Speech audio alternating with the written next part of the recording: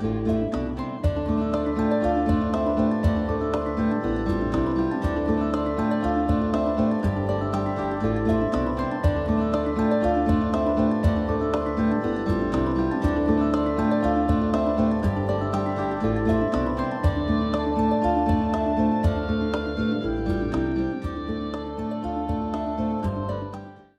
Oracle of Luna is a podcast with me, Bridget Engels, as your host.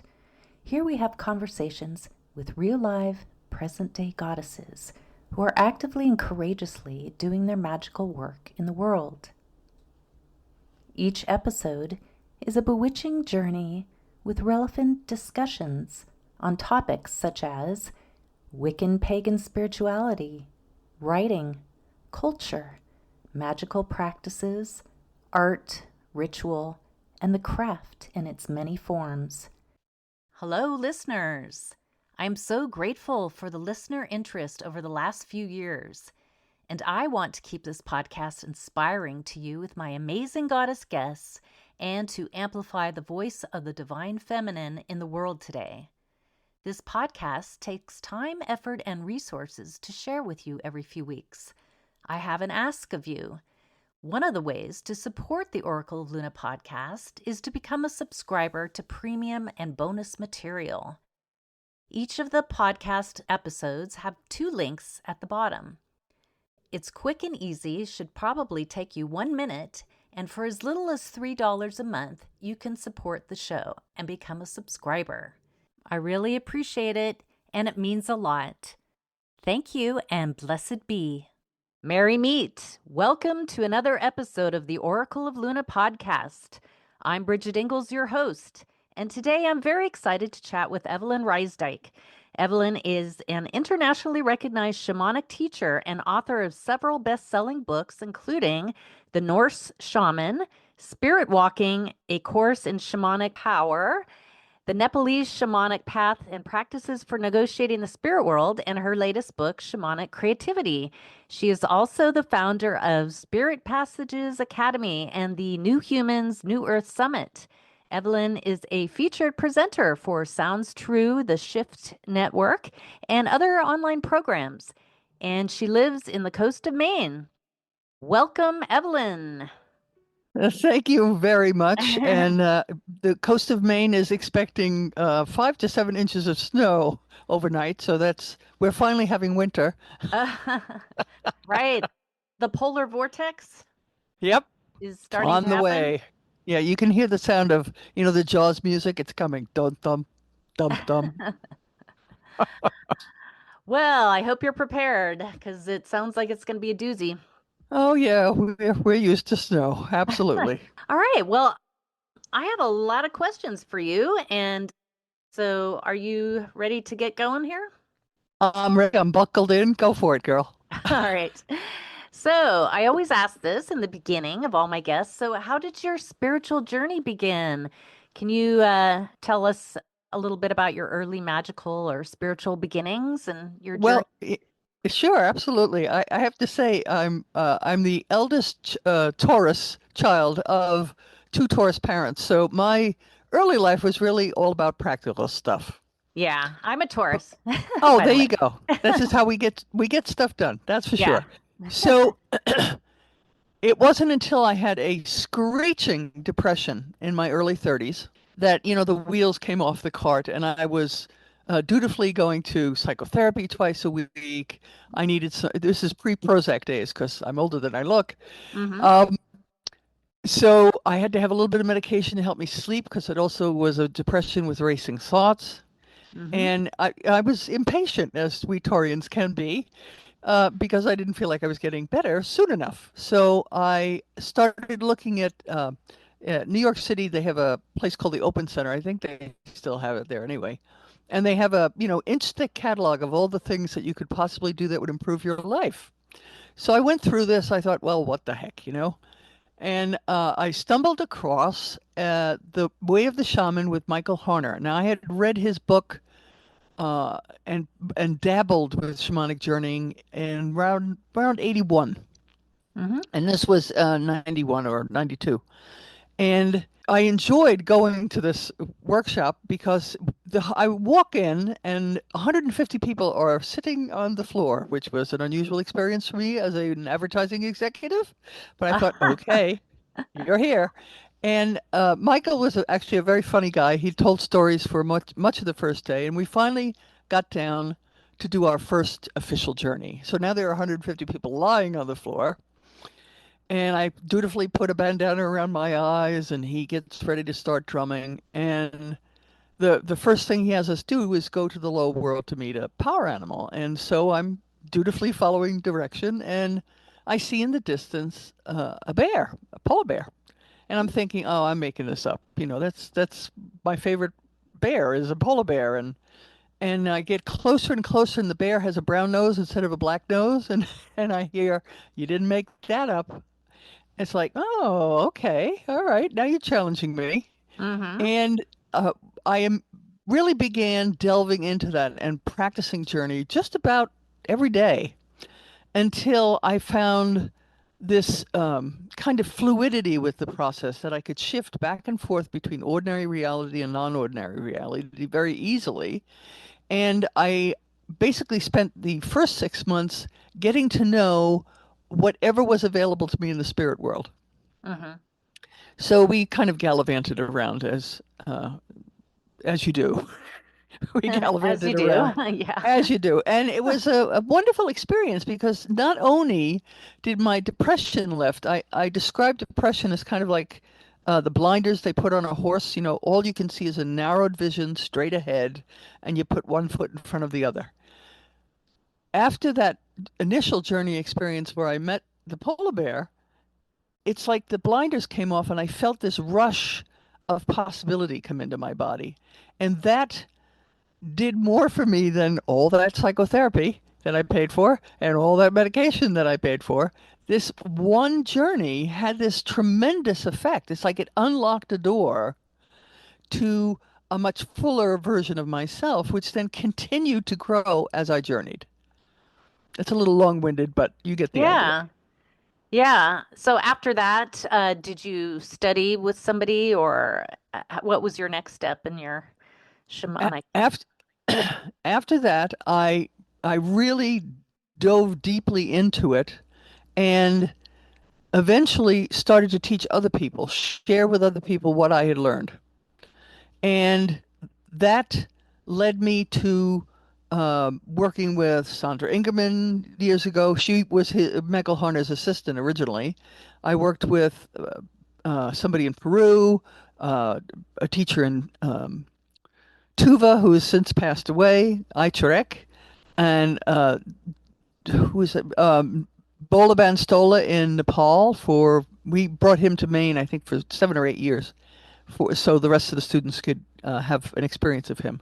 And then one-on-one with several people over the course of my years of doing this, and the incredible sense of being in the presence of somebody who has been journeying and experiencing that world, that expansive world of spirit, Mm-hmm. Right.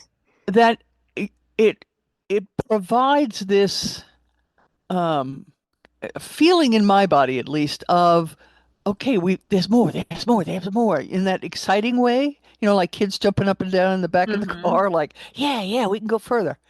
And because I also am a creative, I was in advertising in New York. I was also an illustrator. Later on, I was a exhibits designer for a contemporary art museum.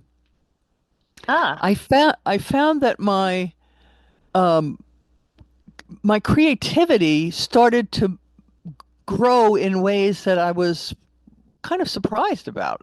I was primarily a visual artist, Mm-hmm. used visual ways to express my creativity, whether it be in objects or paintings or illustrations or whatever. And I was drawn suddenly to write, and primarily for a practical reason. The people that I was teaching, there were no books about the step by step of how to do journeying, what you might encounter. There was a void at that period for that kind of information. So I just started to write. And I did not plan to be a writer at any point in my life. In fact, I was a terrible speller when I was a child. I did not even have um, word processing software on the computer. So I was typing into a graphics program, and I had no idea. I kept going until I had a manuscript, surprisingly enough, and it's surprising to me at least.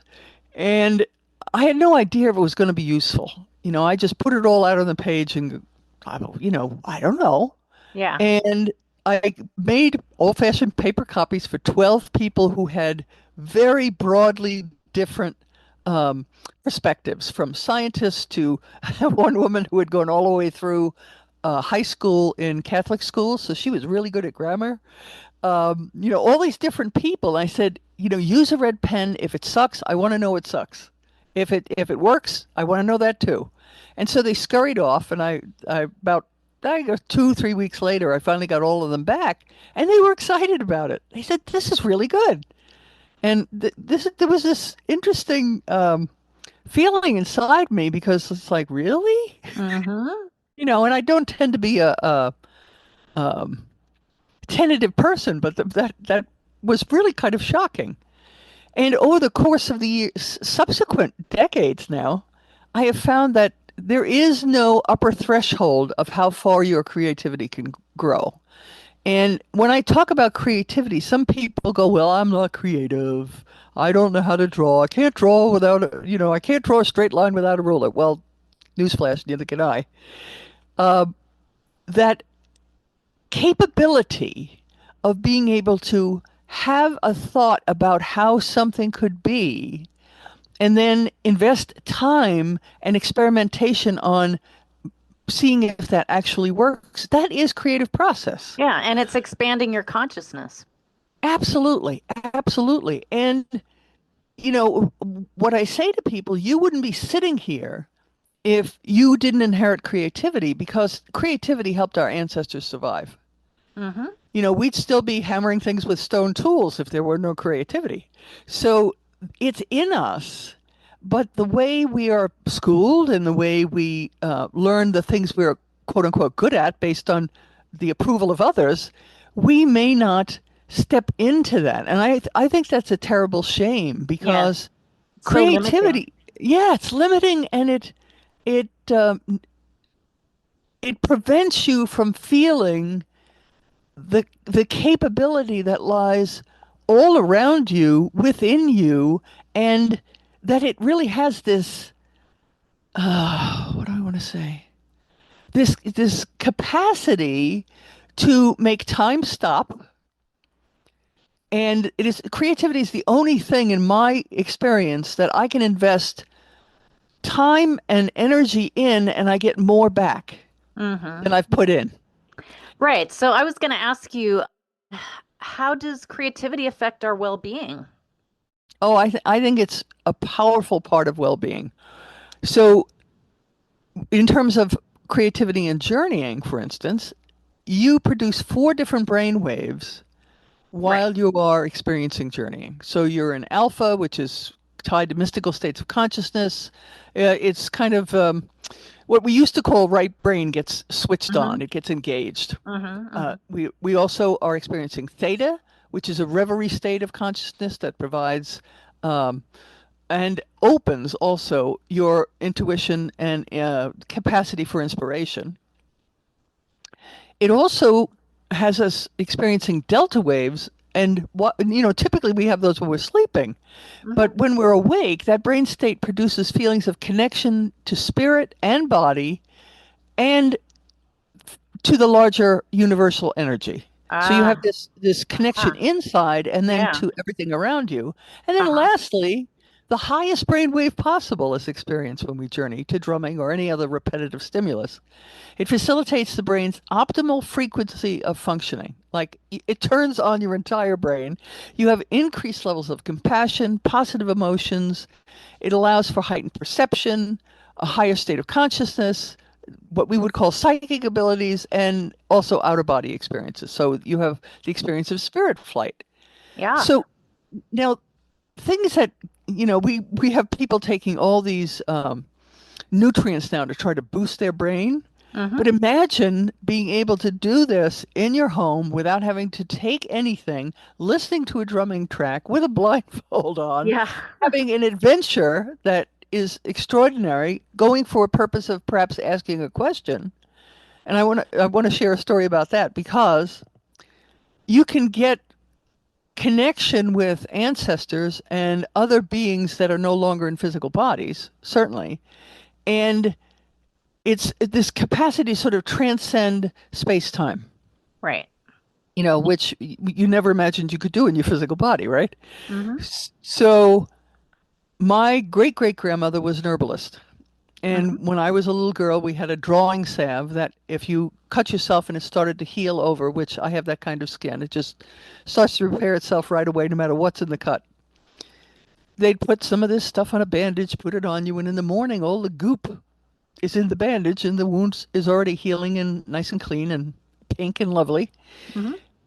But she did not either share the recipes or write them down. So in the early 60s, my family tried to, take it to a chemist, but with the technology of the day, they couldn't back it up into a recipe. So it was really lost to time. And one of the things that Michael Harner said, well, this is a way for you to access hidden wisdom. And I thought, okay, I'll try it. Yeah. So I had my power animal take me to meet my great great grandmother. I apologized for the 3-generation gap between us, but that I wanted to learn how to make her drawing salve. And so she showed me in the way that a woman would have showed you how to make a recipe back then, where you'd, show you a handful of this and Yeah. a cup of the, all these sort of hand Combination. gestures. Yes. And she gave me all the instructions on how to make it. The base of it was goose fat, so I got the recipe in June and I couldn't really start it until late fall because you can't find geese at the butcher until Right. close to Christmas, right? And lo and behold, after a day's work, it was the right color. It smelled the same, but now I had to figure out if it works, right? So Mm-hmm. I always have had cats. I Mm-hmm. always roughhouse with them, and I always have scratches. Yeah. Always. So I worried one with, kept picking it basically until it was really infected. And I thought, this is either going to work or I'm going to have to go to the doctor. So I followed the same instructions that my parents would have done when I was a girl. And in the morning, all the goop was in the bandage and the wound was clear. Hmm. Wow. So It, that's it, a great example of how you used your creativity and journeying skills to create healing for yourself. indeed. And the idea that I could connect with this woman that had sort of mythic proportions in my Yeah. family and have conversations with her. Well, I was going to say, you're pretty advanced. I mean, what about people who are just starting out or who are, not really used to journeying or meditation? What are some examples of how anybody can use some ancient methods of shamanism to transform their brain, wherever we are in our spiritual path, or wherever we live? Well, actually, if you have a fireplace or some other way to make a fire, fire flickers at the same rate of journey drumming. It's Really? that, yes, I didn't know that. yep, it flickers at the same. There are some anthropologists who believe that the great leap we took as a species, there was a point where we were starting to express much more creativity, making musical instruments, painting on walls and whatnot, that it was sitting in front of a fire. And if you've ever done that on a really dark night, which is very hard for us in Western culture to get real Yeah. darkness anymore, but you have this pool of light and everything is pulsing from the flames. And then Uh-huh. you have the world that lies in the darkness where you cannot see. So it's kind of a natural setup for experiencing the changes in your brain waves based on the fire flickering, Ah. but also the idea that there is another place that you cannot see until you are able to move into that place. So you'd have to take some fire with you, for instance, to go if you wanted to walk into the darkness. So Yeah. that idea of there being kind of two realms that we exist in, whether you call it a spirit world or the upper world, lower world, what have you, you realized that our ancestors had some kind of perception of there's more than what we see. Mm-hmm. And the shamans would have been responsible for things like being able to intercept migrating herds. We tried to visit the caribou one year in Canada. They had the people that were running the tour set up, places for people to stay, and of course the caribou went a completely different direction. This would not have been good for our ancestors who survived on them.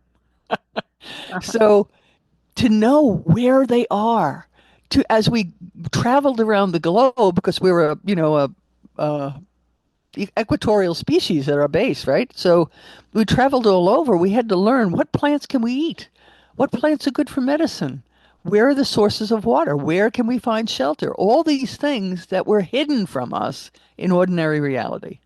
So, what is a shaman now in 2025? I think a lot of people kind of have a grasp of what a shaman has been in ancient cultures.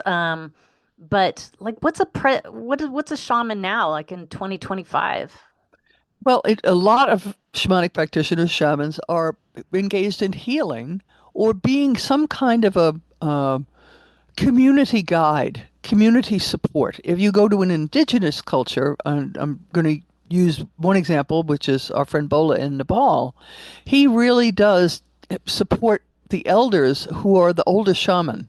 He does work to keep them seeing clients. Do they need anything? Do they need food? He attends to them, and that's part of his particular practice of taking the experience that he's had in the spiritual world and then bringing it into the physical world. Uh-huh. Making that transition, I think, is Yeah. a really important thing because at its basis, it was designed in some ways for solving practical problems.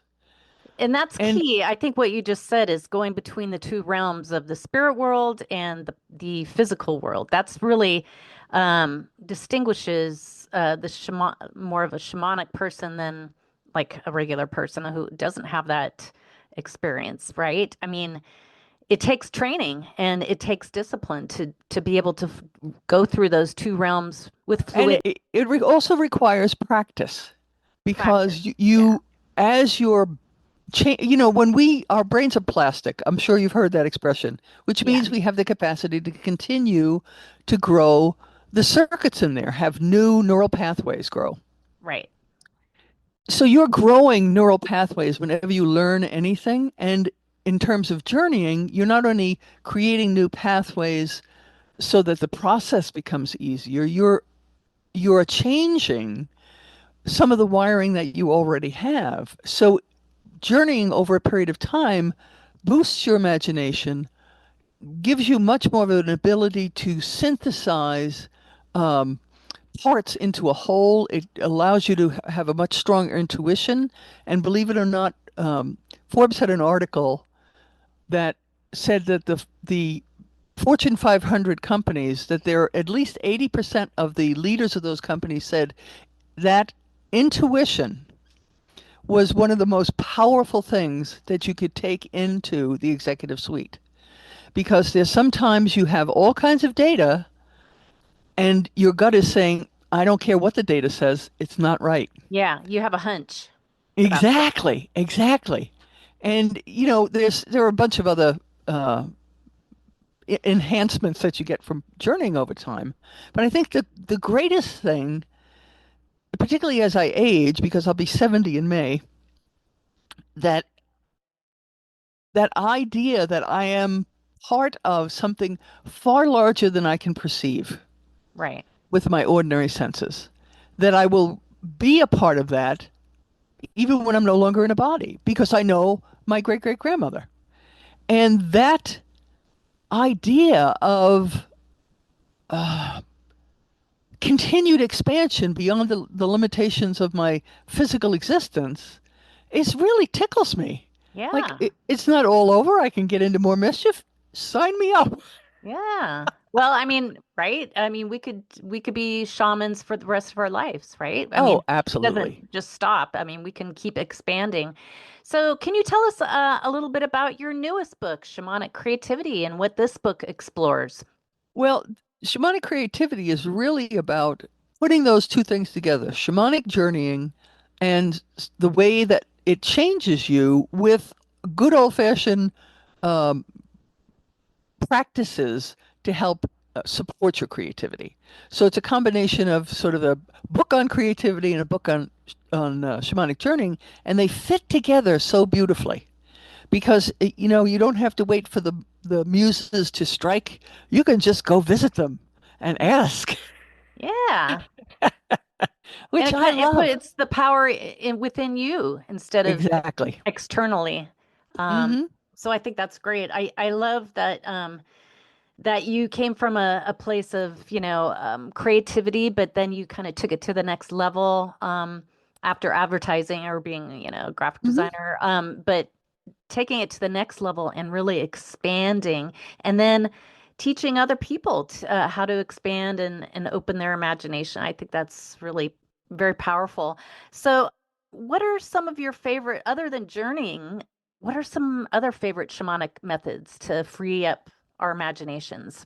Well, spending time in nature is a gotta do because we need to also immerse ourselves in that which continues to create us and recreate us. We're still growing inside. We're still producing new cells and sweeping away ones that have that have given up the ghost. And we have such a capacity to continue growing, not necessarily in height, although many of us grow in weight.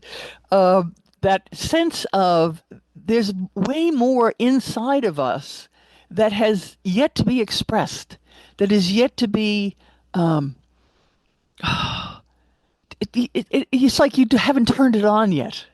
Realized. And yeah, realize that's a good way. But that feeling of like there's this whole other me or you or any of us that we can step into.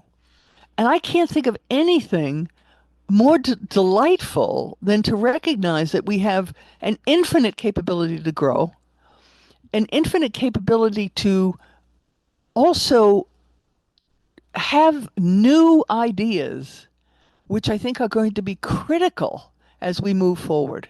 We are the we and the species that we have domesticated are now the largest biomass on the planet, but we are also the largest burden.